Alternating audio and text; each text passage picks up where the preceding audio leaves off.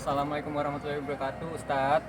Di sini saya mau tanya, Ustadz, hukumnya untuk wudhu yang benar dan sah itu gimana sih, Ustadz? Soalnya saya pernah tahu tuh ada orang yang wudhunya itu lebih cepat daripada yang biasanya gitu, yang biasa saya lakukan. Nah, sebetulnya untuk wudhu itu yang benar itu gimana sih? Yang sah itu gimana sih, Ustadz? Tolong menjelaskan ya, Ustadz. Terima kasih. Assalamualaikum warahmatullahi wabarakatuh, Ustadz. Para pemirsa Net TV yang saya cintai, sholat merupakan kewajiban bagi seorang muslim dan muslimah. Untuk mencapai sahnya sholat, tentu seorang muslim dan muslimah harus melaksanakan wudhu. Maka wudhu merupakan sebuah kewajiban mengarah kepada yang wajib, yaitu ibadah sholat. Nah, bagaimana wudhu yang sah?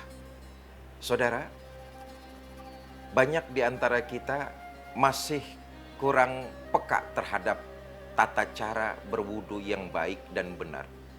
Bagaimana sholat kita mau punya nilai di sisi Allah kalau ternyata proses berwudunya kita lakukan tanpa ilmu? Untuk sahnya sebuah sholat harus berwudu.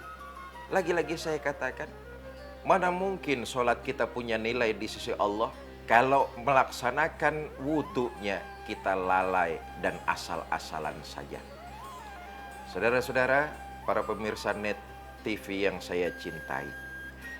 Pertama, syarat sahnya wudhu, dia harus menggunakan air yang suci. Air yang suci itu air yang tidak terkontaminasi dengan hal-hal yang bersifat najis. Suci airnya. Yang kedua, syarat sahnya wudhu itu, air yang digunakan untuk berwudhu adalah air yang jelas kehalalannya. Tidak bisa saudara ingin melaksanakan ibadah berupa sholat tapi airnya boleh nyolong. Tidak ada unsur kehalalannya. Sholatnya bagus, menunaikan kewajiban, tapi menuju cara ke sana dengan cara yang halal tidak akan punya nilai apa-apa di sisi Allah Subhanahu wa taala. Allah itu bagus, akan menerima yang bagus-bagus saja. Tujuannya bagus, tapi kalau caranya salah, saya khawatir tidak akan mendapat apa-apa, tidak akan punya nilai di sisi Allah Subhanahu wa taala. Yang ketiga, sahnya berwudu itu air yang mengalir jangan sampai dihalangi oleh benda-benda. Saudara memakai jam misalnya, copotlah dahulu jamnya. Karena dikhawatirkan kalau jam itu masih melekat di tangan kita, aliran airnya tidak kena. Ini bagian dari harus terbasuhnya dengan air wudhu. Saudara menggunakan cincin misalnya, copotlah. Kenapa? Karena dikhawatirkan tidak mengalir air wudhu ke pori-pori, ke kulit. Bapak Ibu, kaum muslimin muslimat, pemirsa Net TV yang saya cintai, sebelum melaksanakan dan mengambil wudhu, apa yang perlu dilakukan oleh seorang muslim dan muslimah? Niat. Karena ini penting. Innamal a'malu binniyat. Segala sesuatunya itu harus dengan niat. Khawatirnya, walaupun kebaikan yang dilakukan, tapi kalau niatnya bukan karena mencari keridhaan Allah, khawatirnya tidak punya nilai apa-apa. Apalagi dalam hal berwudu. Tentu berwudu kan ingin mendirikan sholat. Tapi kalau niatnya tidak dilakukan, jangan sampai malah kemudian ibadah sholatnya tidak punya makna apa-apa. Karena itu yang terpenting adalah niat. Ada yang bilang boleh niatnya di dalam hati saja, nggak jadi soal. Boleh diucapkan tapi jangan kencang-kencang, silakan saja. Penekanan saya adalah jangan sampai niatnya kemudian dilupakan. Karena buru-buru belum sholat zuhur misalnya, jam istirahat kantor yang mepet sehabis makan siang, lalu main kerasak kerusuk ngambil wudhu, lupa dengan niat. Nah saudara, ulama fikih mengatakan, memberikan solusi. Kalau di penghujungnya baru ingat, belum niat, maka dahulukan dengan ucapan bismillah awaluhu wa akhiruhu. Niat insya Allah itu menjadi keabsahan. Saudara-saudara, saya kembali, niat. Bagaimana caranya?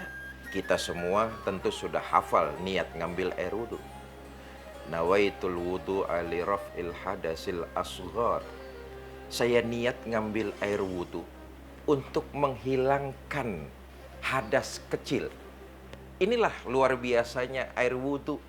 Sebab itu berusaha untuk didawamkan. Wudhu punya fungsi menghilangkan hadas-hadas kecil. Kesalahan-kesalahan kecil itu rontok dengan air wudhu tuh. Mata ini ada kesalahannya, ada dosanya. Telinga ini ada kesalahannya, ada dosanya. Tangan ini ada kesalahannya, ada dosanya. Ketika ngambil air wudhu, fungsi air wudhu yang diniatkan karena Allah merontokkan kesalahan-kesalahan kecil. Saudara, yang berikutnya kemudian membasuh wajah.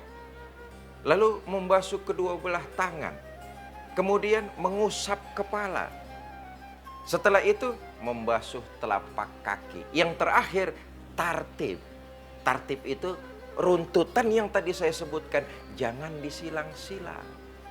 Sebab kalau disilang-silang bisa membatalkan syarat sahnya berwudu.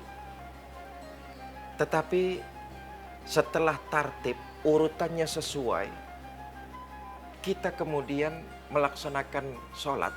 Sebelum melaksanakan sholat, kita diajarkan untuk berdoa. Maksudnya apa? Di antaranya yang tadi saya sebutkan. Kesalahan-kesalahan, dosa-dosa kecil kita, Allah rontokkan lewat tetesan air wudhu yang masih melekat di sekujur tubuh kita. Luar biasa dampak dari seorang muslim yang mengambil air wudhu. Allah akan rontokkan kesalahan dan dosa-dosa kecilnya.